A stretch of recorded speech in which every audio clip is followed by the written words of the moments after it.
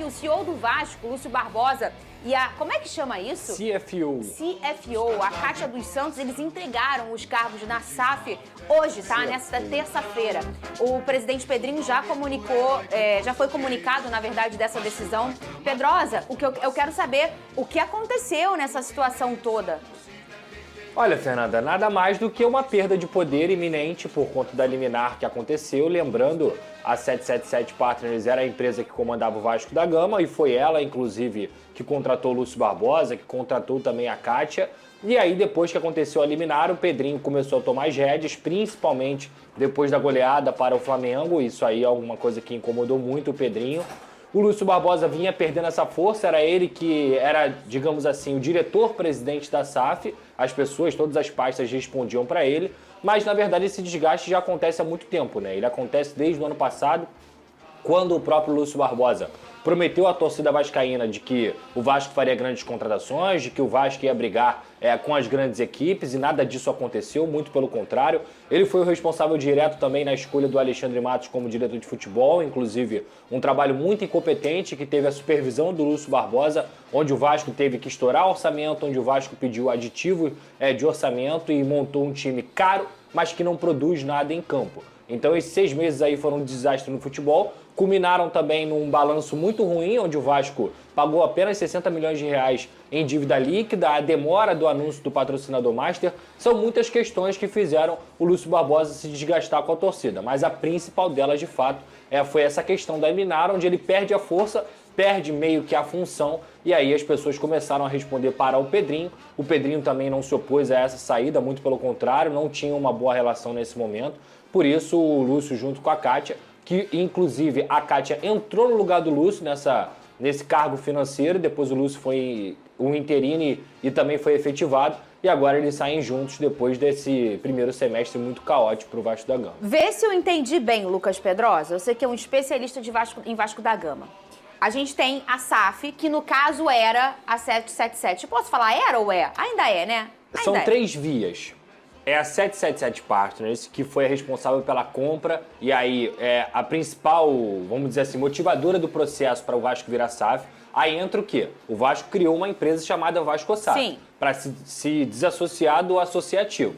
Sendo que 30% do associativo, 70% da 777. Porém, como eu já falei aqui, essa conversão de ação ela só acontece mediante os aportes. Até o momento a 777 aportou 31%, então ela tem 31% da SAF do Vasco. Com a liminar, o comando da SAF do Vasco, ela sai da 777 e passa a ser novamente do associativo. Então por isso que quem está tomando as rédeas da situação hoje é o Pedrinho e tenta também um comprador para comprar essa parte da 777. E aí é nesse ponto que eu quero chegar. A gente, olhando essa situação toda que você acabou de explicar, a gente tem a SAF, que o pessoal fala, o Pedrinho não se dava bem com a SAF, não se dava bem com a SAF 777. Isso. Mas o Pedrinho é a favor da SAF, do Vasco ser Vasco SAF. Sim. A empresa que foi aberta e ele existe, que é a Vasco SAF, o Pedrinho apoia. O Pedrinho não tinha um bom contato com a empresa que havia comprado essa SAF, que é a 777. Isso. E na minha leitura, pelo que eu entendia,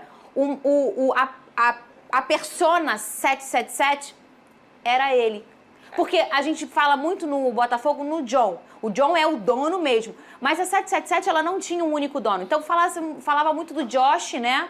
E ele era a figura em que você enxergava, aquele cara de blazer e óculos. Era assim que o torcedor enxergava. Mas, efetivamente, dentro do Vasco como persona, eu acho que era o Lúcio. Eu fiz a leitura certa? Efetivamente, ele era o funcionário contratado pela 777. Ele era o homem escolhido pela 777. Quem era maior que ele? Ninguém. Então, para tocar a Vasco SAF, entendeu? Só que a questão era muito maior que isso. Na época ainda, quando a 777 estava à frente do Vasco da Gama, o Pedrinho tentava contato com o Lúcio, tentava uma aproximação para poder entender o que estava acontecendo, e nada desse contato era respondido. Pode ser muito bem que era ordem da 777, mas o Pedrinho, antes de virar presidente do Vasco, ele tinha uma relação melhor com o Lúcio do que sendo presidente. Então isso tudo também tornou esse afastamento, acabou acontecendo, e o Lúcio resolveu entregar o cargo, que era uma coisa que passava longe de ser algo que o associativo, no caso o Pedrinho, não queria. Muito pelo contrário. A avaliação do grupo do Pedrinho era de que o trabalho do Lúcio Barbosa era muito ruim, e que de fato era muito ruim. E a gente sabia, o Venê, que quando... se tinha um bom contato antes, em que o Pedro não era presidente, e ele, inclusive, foi convidado para trabalhar na Vasco SAF, na 777.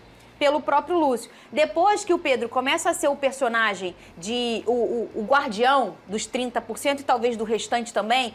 Cara, eu preciso estar de olho nisso aqui, no que eles estão fazendo com esse Vasco, né? Ele passa a ser esse porta-voz. Começa a existir o atrito com o Lúcio, é natural, né? Não, e esse atrito vem há muito tempo, né? O próprio Pedrinho deixou isso muito claro em algumas entrevistas coletivas que ele mencionou. Eu vejo o seguinte, o Lúcio Barbosa, eu vou dar a minha opinião aqui, o Lúcio Barbosa não fazia um bom trabalho. Muito pelo contrário, ele já deu entrevista coletiva fazendo algumas promessas essas que não foram cumpridas, como ter um time competitivo e o time não era competitivo, a relação com o presidente não era boa, sendo que poderia ser boa. Eu acho que faltou um pouco do esforço do próprio Lúcio Barbosa, era uma pessoa que era muito criticada pela torcida, tanto é que quando teve o protesto aqui, eu falei, beleza, quer cobrar jogador, mas eu acho que tem que cobrar uma outra pessoa que acabou não sendo cobrada ali nos vídeos, que no caso era o Lúcio Barbosa, o homem responsável, como você mencionou, pela SAF do Vasco, era o representante da 77 aqui no dia a dia do Vasco da Gama. Agora fica a dúvida de como será, né? Se vai chegar um outro profissional para assumir esse cargo, quem será, enfim, se vai ter uma boa relação com o Pedrinho. O fato é o seguinte, o Pedrinho, pelo visto, ele está fazendo de tudo para melhorar o ambiente do Vasco da Gama. E não tem jeito. Ele só tem 30%. Beleza, mas até onde ele pode ir, ele está indo muito bem, pelo menos no meu ponto de vista, botando a cara a tapa, contratando pessoas da confiança dele, que foi o caso do Felipe, que eu acho que pode agregar bastante no dia a dia do Vasco da Gama. É tudo uma incógnita hoje no Vasco. O Pedrosa está aqui muito bem, ele entende muito de Vasco. Eu não sei o que vai acontecer com o Vasco da Gama, não sei se a 77 vai voltar, a gente não sabe. Hoje em dia é uma incógnita. É torcer para isso não atrapalhar o dia a dia dos jogadores. Eu acho que só vai atrapalhar se atrasar salário. A partir do momento que atrasa o salário, aí eu acho que influencia bastante o desempenho dos jogadores. E agora?